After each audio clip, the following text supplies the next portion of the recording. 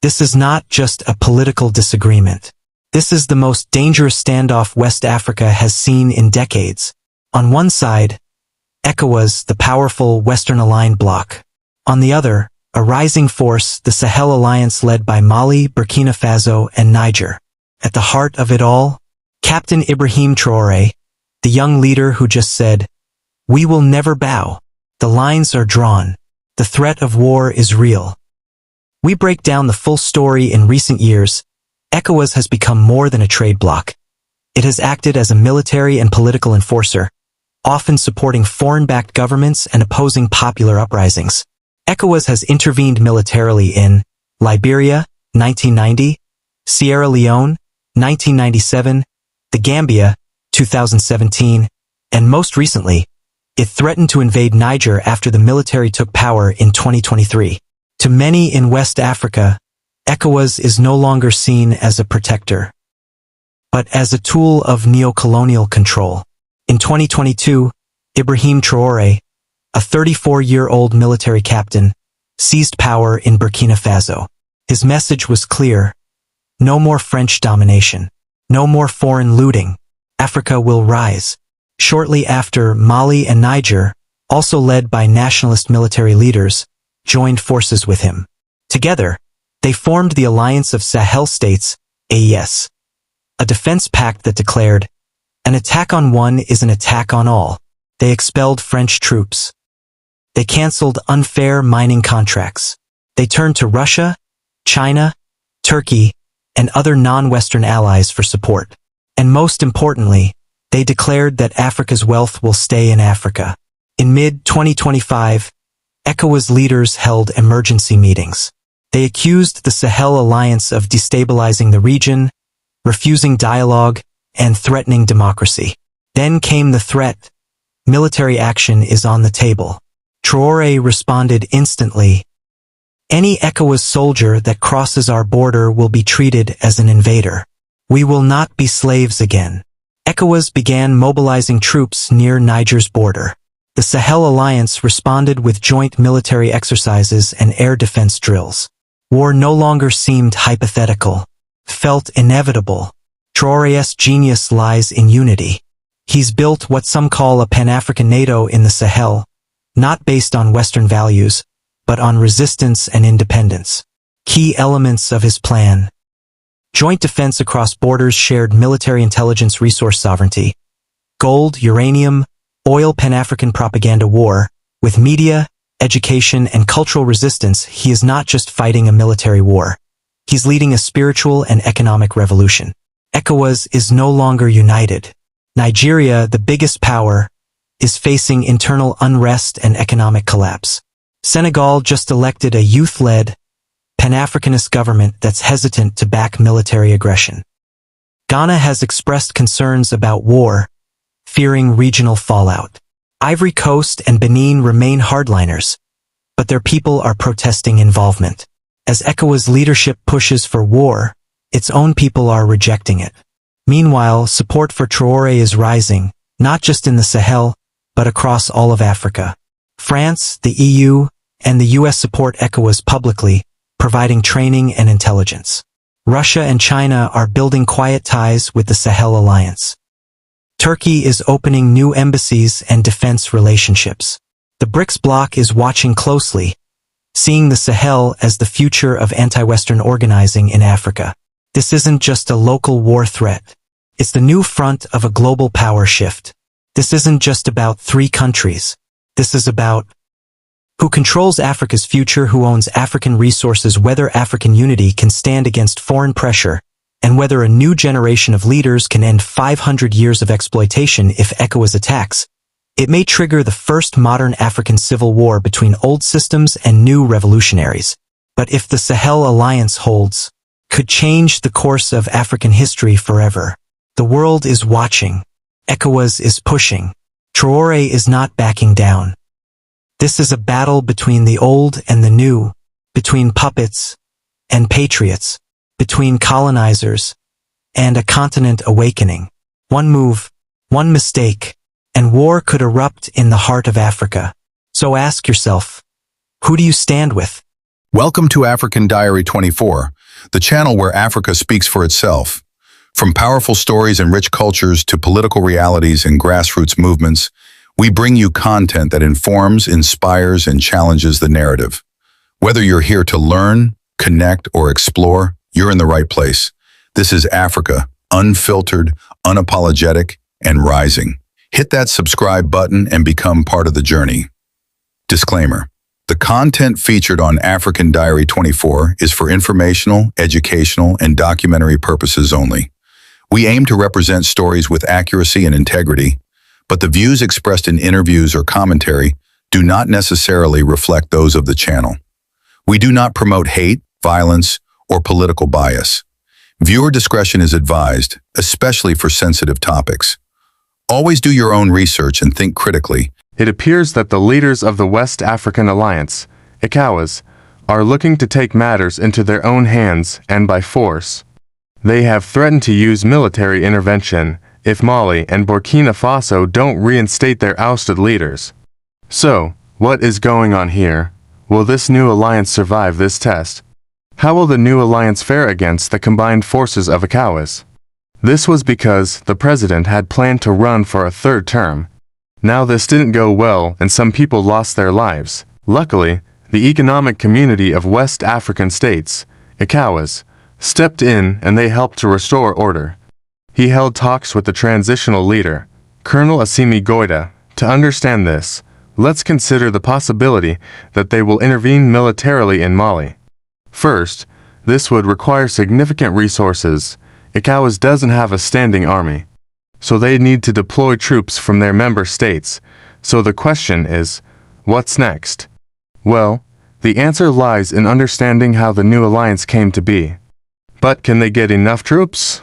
Well, the answer is probably not. The country was facing a growing security threat from jihadist groups. In 2022, a group of soldiers led by Paul Henry Sandaogo Damiba overthrew the government. They reached out to Wagner, a Russian private military company with links to the Kremlin. They imposed sanctions on both countries, including travel bans and asset freezes on key individuals. These sanctions were meant to put pressure on the military leaders and force them to relinquish power. Unfortunately, this didn't work either. Wagner has been accused of human rights abuses and war crimes in Syria, Libya, and the Central African Republic. If you found this video helpful, please like and share it. Your support helps us continue producing quality content. Also, don't forget to subscribe to our channel for more insightful videos like this one.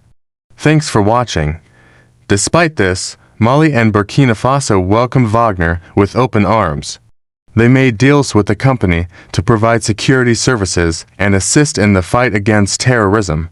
These deals gave Wagner significant power and influence in the region. Again, they claimed that they were doing so to fight the terrorists. But many people believed it was about seizing power. The story starts with the terrorist threat in the Sahel region. The military leaders in Mali and Burkina Faso realized that they had the upper hand. The AES is seen as a counterweight to ECOWAS, which has been advocating for constitutional rule in Mali and Burkina Faso. The alliance also has close ties to Russia, which has provided military support to Mali and Burkina Faso. This raises concerns about the potential for conflict between the two alliances, especially as the AES has threatened to intervene militarily if Mali or Burkina Faso come under attack. They had the support of the people, the security services, and now even Russia. So they decided to form the Alliance of Sahel States, or the AES. The AES is a new military alliance formed by Mali, Burkina Faso, and Niger. Its main purpose is to counter the threat posed by ECOWAS. The alliance was formed in response to the growing tensions between the Sahel countries and ECOWAS. The AES aims to protect the sovereignty and independence of its member states and promote closer cooperation in areas such as security, defense, and economy. Since the 2012 crisis in northern Mali, the Sahel has been dealing with a growing security threat from jihadist groups. These groups are linked to Al-Qaeda and the Islamic State, and they've carried out numerous attacks in Mali, Burkina Faso, Niger, Nigeria, and Chad. The attacks have resulted in thousands of deaths and the displacement of millions of people. The only countries that have a significant number of troops are Nigeria and Senegal. Mali has faced numerous rebellions in the north of the country. This has led to instability and a weakened central government. ECOWAS had always advocated for constitutional rule and peaceful transitions of power. But, as the situation worsened, it became clear that military intervention was necessary. ECOWAS sent troops to both countries to restore order and protect civilians. However, the military leaders refused to step down. This created a stalemate. In 2020, a group of soldiers led by Major Assimi Goïta overthrew the government. Then in 2021, another group led by Paul Henry Damiba overthrew the government. Both groups claimed that they were targeting both the government and the terrorists. However, many people believe that these coups were mainly about taking power rather than fighting terrorists. Together they contribute about 4,000 troops to the UN mission in Mali. Additionally, Ghana, Togo and Benin are contributing a total of 960 troops to the UN mission in the country. However, getting these troops out of the UN mission and putting them under the ECOWAS force is a complex matter. It requires careful planning to avoid mission failure. The UN mission in Mali is already facing numerous challenges, and losing troops could complicate the situation further. Moreover, engaging in a military conflict with Mali would be a daunting task. Mali has vast experience in warfare and has faced numerous rebellions in its northern regions. The Malian Defense and Security Forces, DEFIES, have gained valuable experience in combating these rebel groups. Additionally, Mali has received support from Russia, which has provided military assistance and deployed private military contractors to support the Malian army. Taking all this into account, it seems highly unlikely that an ECOWAS military intervention in Mali would be successful. So there's a high chance that this threat is just a scare tactic. The main purpose of this visit was to persuade the Malian authorities to restore constitutional rule. However, this mission was unsuccessful. So now ECOWAS is threatening to use force. According to them, the military leaders in Mali have refused to set a date for elections. As a result of this, the Gabonese authorities promised to hold elections within a short period of time. Welcome to the channel. It's time to take a look at these questions and more. Let's dive right in. They've clung to power despite pressure from ECOWAS and the African Union. This has led to the suspension of Mali and Burkina Faso from ECOWAS and the UN. The military leaders argue that they need time to address the security crisis and improve governance before transitioning to democracy. However, this reasoning is not convincing, as it is clear that the military leaders are not interested in restoring constitutional rule. They have dissolved the constitutions, suspended the courts, and established new judiciaries loyal to the military. Additionally, they have written new constitutions that grant them sweeping powers. For example, the Constitution of Burkina Faso grants the president the power to appoint ministers and top officials, control the media, and dissolve parliament. The military leaders also plan to hold a referendum to approve the new constitutions, which will legitimize their grip on power. We all know that after two successful coups d'etat in just 9 months, Mali has now effectively left ECOWAS and has formed its own alliance called the Alliance of Sahel States, or the AES for short. The alliance consists of Mali, Burkina Faso, and Niger. And even though it was formed in the Sahel region, it stretches down to Nigeria. This group opposes the authority of ECOWAS. The AES may be about to face a test. After the coup in Gabon, there were protests in Nigeria. The citizens wanted their government to leave. Well, this is where things get interesting. Even though this is a big win for ECOWAS, the organization is now threatening military intervention in Mali and Burkina Faso. This is because both countries overthrew their governments in recent coups. Instead, they're planning to keep their nations under military control. We'll discuss how this new alliance came to be later on. But first, let's look at the threat from ECOWAS and whether they would actually carry it out. But do they really have a choice? In this case, We need to understand that the power dynamics in West Africa are changing, and there's a new kid on the block, which is the Alliance of Sahel States. This organization is led by military leaders who aren't interested in restoring constitutional rule.